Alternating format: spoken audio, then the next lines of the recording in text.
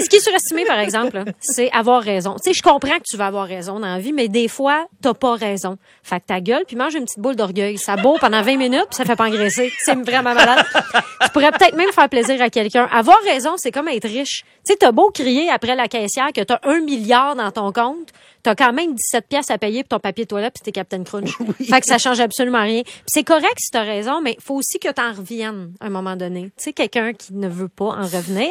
Parce que, en bout de ligne, on s'en fout que dans le 3e arme fatale, le nom du boss n'est pas écrit comme dans le premier, c'est la plaquette de bureau. Tu sais, il y a pas le député de ta ville qui va sortir avec une banderole Miss ou Monsieur Raison 2021, un bouquet de fleurs puis un gros chèque encore en place de 5 pieds de long pour te féliciter. T'as raison, t'as pas accédé au trône, prasse-toi, OK? Une autre chose qui est surestimée, c'est les sections VIP. Ouais. Et ce, n'importe où, OK?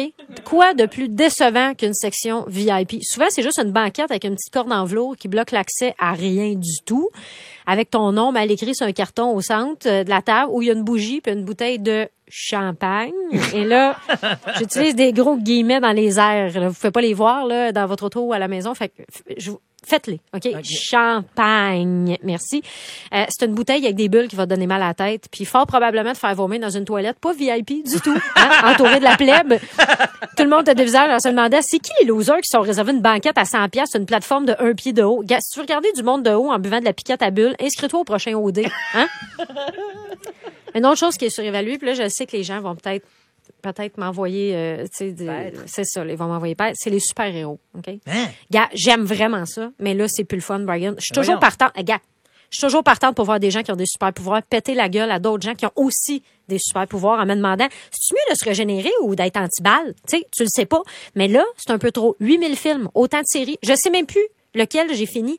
J'ai tellement commencé de séries de super-héros. C'est-tu Daredevil? C'est-tu The Punisher? Jessica Jones? Puis c'est compliqué.